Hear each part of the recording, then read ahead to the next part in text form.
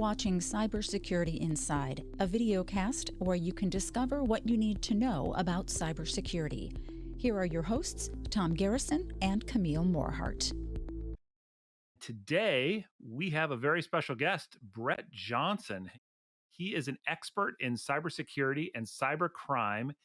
As the former U.S. most wanted cyber criminal and consultant, woo, we got stories to tell there.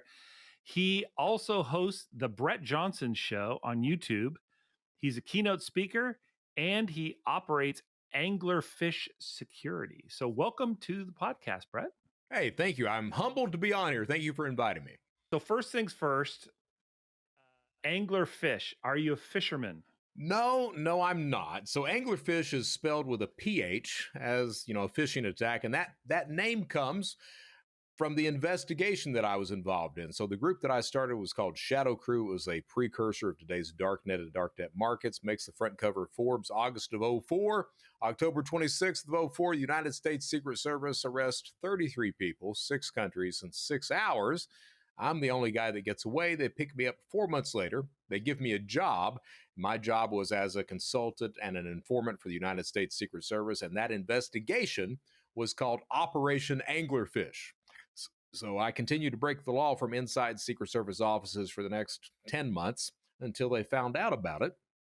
I took off on a cross-country crime spree, stealed $600,000 in the space of 4 months, wake up one morning on the United States Most Wanted list, go to Disney World, get arrested, sent to prison, escape from prison, get arrested again, and served out my time.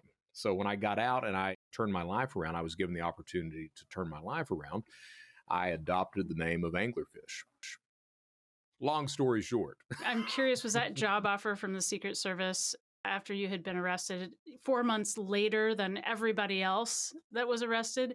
Was that like a job offer that you could refuse, or was that a job offer you could not refuse? Oh, no, I could have refused, but I would have remained in jail. The thing was I was arrested February 8th of 2005, 3 weeks before my scheduled marriage. So I got arrested. My fiance had no idea what I did for a living. So once she found out I was a criminal, I was like, hey, I'll do whatever it takes in order to get back with her. And that was working for the United States Secret Service. Our listeners will be happy that you spelled fish with a PH and not an F, because the rest of the podcast would have been you and I talking about actual fishing. But I know, so right? We'll save that for a different day.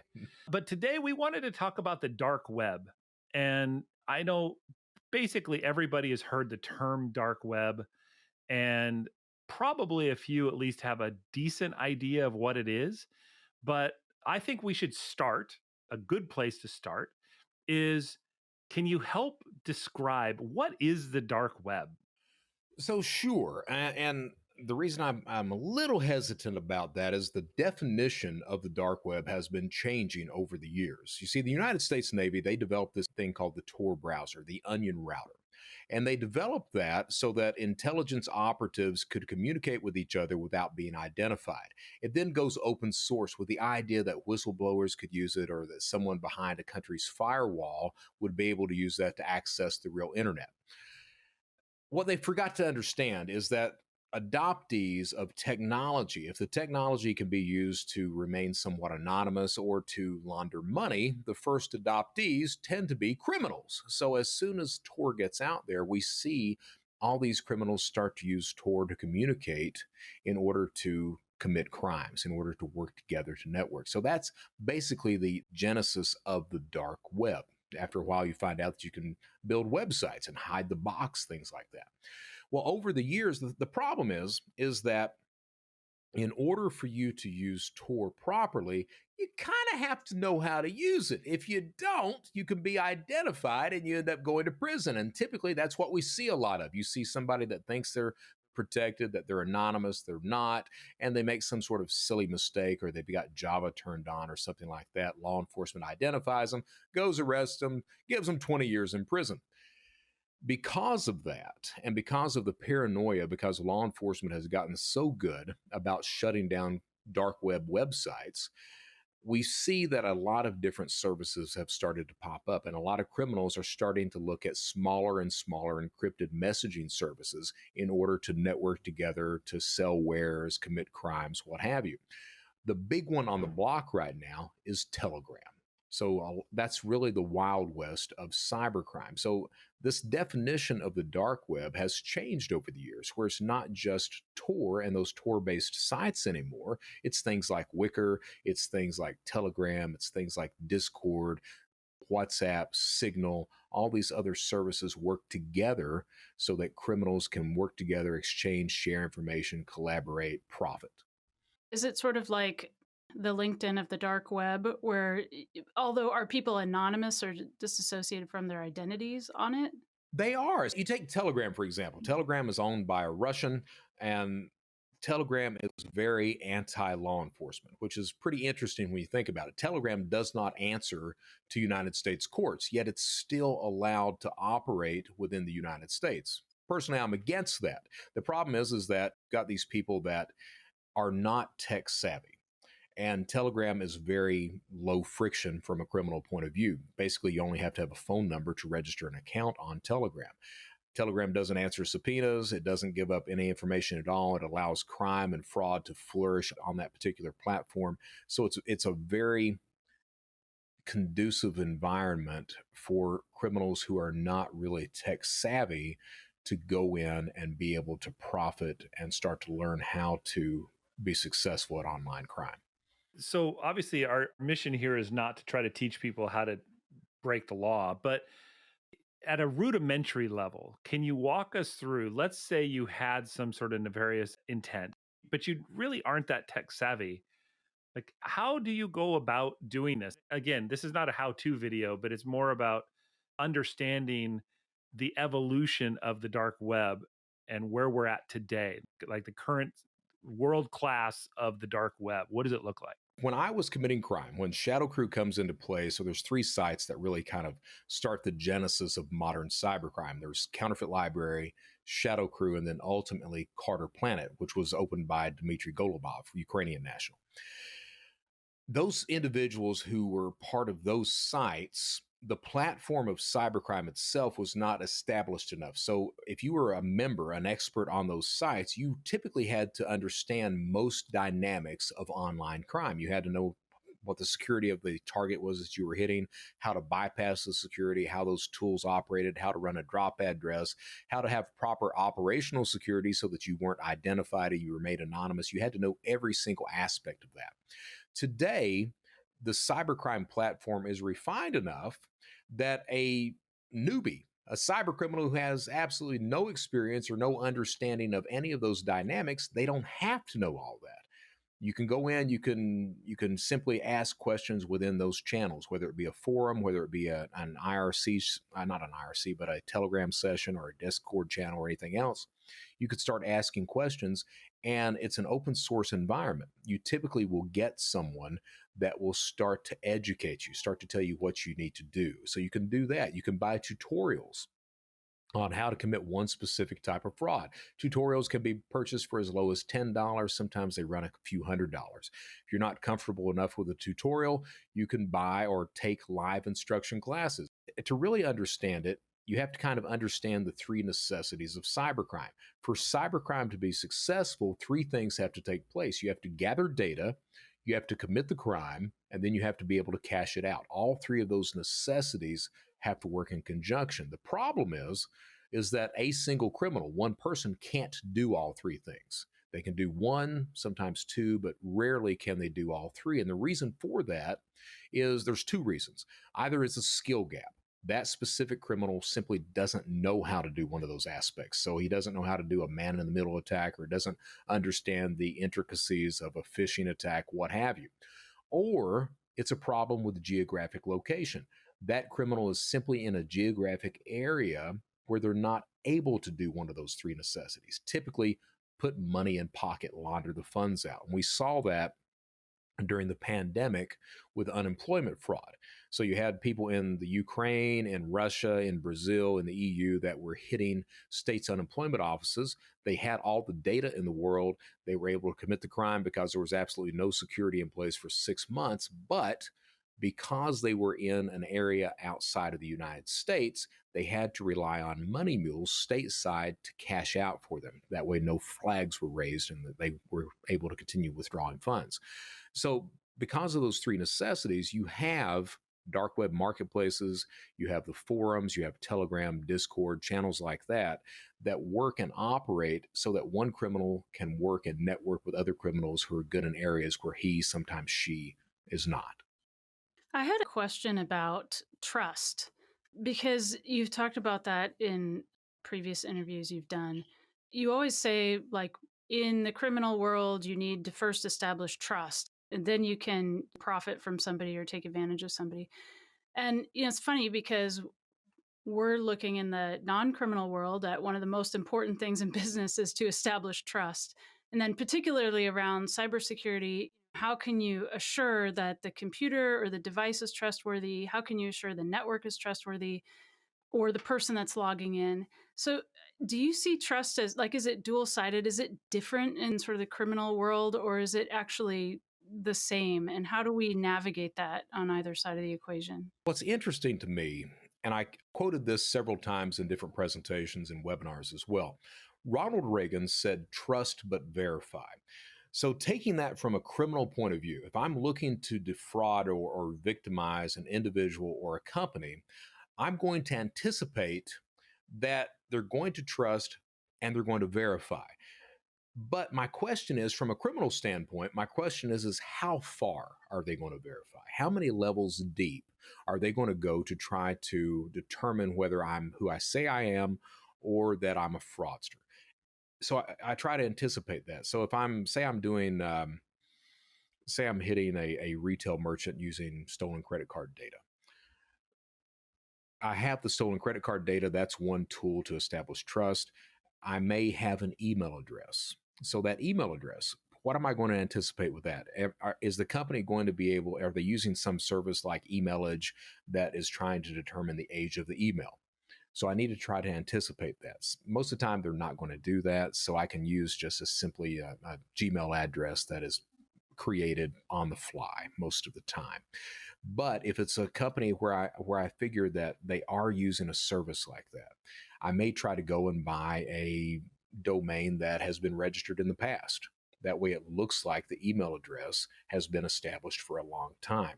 Or I may try to age out the email by having data or anything, or, some sort of history registering with reward systems or a PayPal account or what have you. So I'll try to anticipate how many levels deep that potential victim will try to verify who I am. Typically, it's no more than 2 to 3 levels. And that's one of the reasons that synthetic fraud is so successful from a criminal point of view. Synthetic fraud works by me defrauding the Social Security Administration by using their own tools against them, by going into the credit bureau and being able to put that ghost in the system and then using that information to establish credit. And what I understand from a criminal point of view on that point is that any creditor that I try to defraud, they're not going to look past the credit bureau and that credit score that I've established. They're only going to go that deep and only that deep. So understanding that from a criminal point of view and how trust works is important on the victim when you go to victimize someone.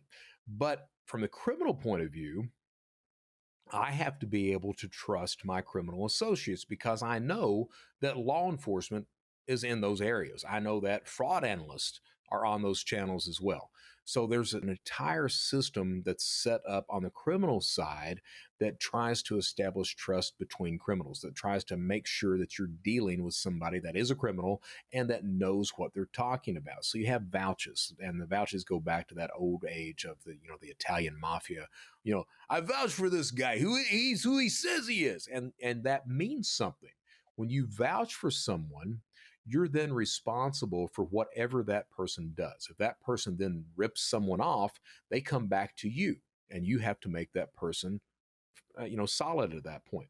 So you've got vouching systems, you've got review systems, you've got escrow systems, all with that idea of establishing trust with one criminal and another. And that's really important. You take some of these cybercrime environments now, These environments, some of them are hundreds of thousands, maybe a million members large.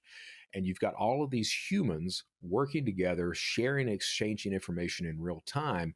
It becomes a really nice platform to know who to trust, what's going wrong with a vendor, an individual, a criminal, an associate, what have you. So trust plays a really important part on the criminal side. In the past, you've profiled cyber criminals' motivations as three different categories: cash, low hanging fruit; status, which I guess is sort of the equivalent of fame; and ideology. Right. And you say that, these people operate very differently. These different motivations have all kinds of different levels of tenacity as well. I'm wondering if the effect of whoever it is, it means that a company or a person, individual, needs to protect themselves against each kind of criminal motive, or if it's just the motive behind the attack, and the attack is, it doesn't matter what the motive behind it is, the attack would look the same. I don't think the attack looks the same at all. So, as we said, if the motivation is cash based, that criminal is simply looking to steal cash.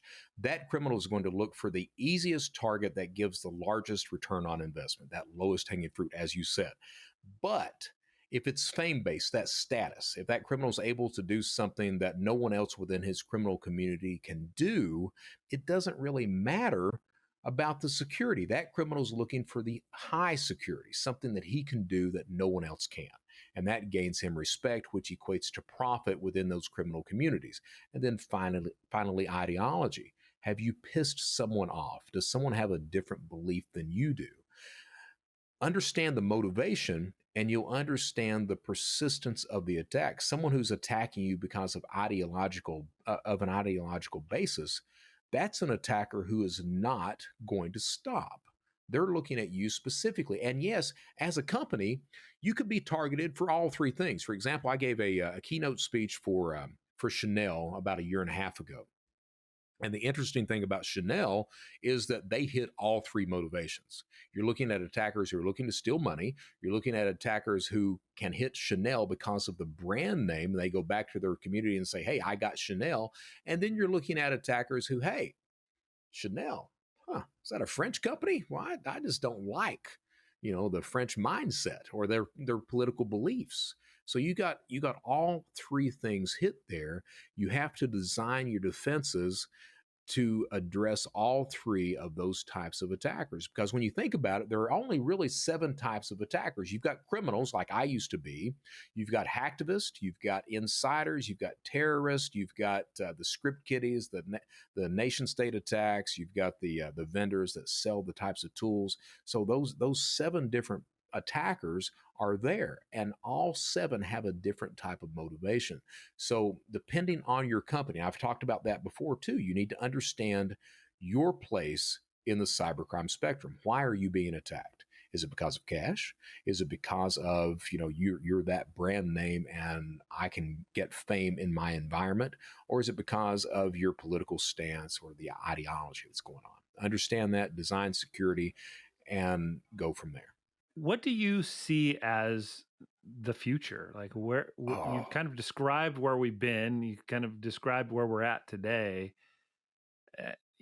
How should we expect the dark web to evolve? It's interesting and it's really scary at the same time. So Shadow Crew gets shut down 2004. We ended with 4,000 members. Fast forward to 2017, Alphabay is the largest criminal network on the planet, 240,000 members when law enforcement shuts it down. 2 years later, 2019, a dark web marketplace called Black Market shut down, 1.15 million members. All of that pre-pandemic. During the pandemic, the fraud numbers exploded because you had stimulus packages in place and there was no security, so you had massive amounts of fraudsters coming in committing fraud. Those people, now that the stimulus programs have ended, they're not really going to go and flip burgers or go to school or anything else like that because they've gotten a taste of how profitable online crime is. The problem is that 98% of those criminals are not skilled. we have this perception. A lot of it's because of the media, because of you've got a lot of these security companies out there that are snake oil salesmen, and they try to sell product by FUD, fear, uncertainty, and doubt. And they paint the attacker as this hacker, this upper tier computer genius that is untouchable. That's not really the truth. You have those types of attackers out there, but 98% of cyber criminals, they're just good social engineers. They don't really understand the dynamics or the security or anything else, but they don't have to. The more sophisticated tools that cybercrime has, like bots, ransomware, things like that, typically the 98th percentile of cyber criminals have never experienced those, and they wouldn't know what to do with them. What we're seeing now is that vendors it's almost been subconscious. They're starting to understand that, hey, we've got an entire demographic of criminals that we've never marketed to. So now we're starting to see these services being offered and developed to where that unskilled criminal can now use them. You see marketplaces like Genesis. Genesis Marketplace is a bot marketplace. They've got 400,000 bots on there. The bots range anywhere from $3.75 up to $400, and the bot sits on someone's network. That person then goes to sign into their bank account or a retail merchant or or email, where have you. The bot captures the cookie, it captures the browser fingerprint, their credentials, every single thing that the attacker then needs to take over that specific account. But the marketplace also, the developers also understand that, hey, these people wouldn't know what to do with a cookie if they had it. So in order to help them out, that marketplace has a standalone browser or a browser plugin that then automates everything for that person who buys that bot. Plugs it all in so you don't have to know anything at all. Lets you come in, bypass multi-factor authentication, take over the account, do whatever you want to. And that's just one aspect of how cybercrime is continuing to be refined. We're seeing that across all these different cybercrime verticals about how these products are being developed and marketed toward that unskilled cyber criminal that's out there. And that's really scary. Well, Brett, this has been a very, very interesting set of conversations we've been having here. Before we let you go, though, we like to do a segment we call Fun Facts. And so I wonder, do you have a fun fact you'd like to share with our audience? I do. You had mentioned that before I came on the show, and I really didn't know what I was going to talk about until Eastern Kentucky got hit with these devastating floods. I'm from Hazard, Kentucky, that center of where all the floods have hit. And I've had friends, relatives that have died and that have also lost every single thing that they've had. And we're a very poor people. I was very fortunate that I was able to get out of that environment, but my heart is still in Eastern Kentucky. And what I read is evidently there's been some people that have been, historically hillbillies have been kind of disparaged and looked down upon. Someone was kind enough to post the origin of the word hillbilly, and I would just like to read that because I thought it was interesting. Hillbilly. The word originates from Scots-Irish, the Ulster Scots in Northern Ireland, who moved into the Appalachian Mountains in the 1700s. Billy, or Billies, was the term meaning brother, friend, or comrade. Billy Boys was the term used referring to the Ulster Protestants who supported William of Orange, aka Billy, in invading England. They were also known to wear sashes around their necks, coining the term rednecks. And once the Scots-Irish moved or migrated in droves to the United States, they quickly moved into the mountains and hills of Appalachia. The Billies now were comrades of the hills and mountains, therefore became known as hillbillies. So I just thought I'd share that. That is fascinating, actually. And the redneck thing, too. I had a totally different I did too. backstory on redneck in mind. And Camille, I think for your benefit, you're actually technically on vacation. So are you going to take a vacation from the I should seed my fun fact. My fun fact is going to be simple. I think it's very interesting that there is only one kind of tea plant that exists. I mean, of course you can drink, peppermint tea or chamomile tea, but if you're going to drink just tea, green tea or black tea, it's one kind of camellia And it just depends on how you treat the leaves, how much oxidization you use, whether it's green or black in the end. I had no idea. I did not know that either. That's very cool. So my fun fact is going to be in honor of the summer, because we are finally having summer in the Northwest. And it has to do with sunglasses. So, of course, we think about sunglasses as a way to protect your eyes from bright sunlight or a fashion accessory. But sunglasses were originally made out of smoky quartz in the 12th century China, where they were used by judges to mask their emotions when they were questioning witnesses. I guess that's why cops wear the mirrored glasses sometimes too, is to mask their emotions. They're all trying to look like Ponch and John from the Chips.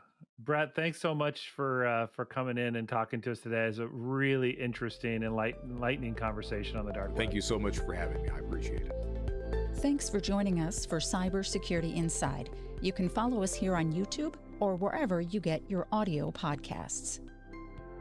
The views and opinions expressed are those of the guests and author and do not necessarily reflect the official policy or position of Intel Corporation.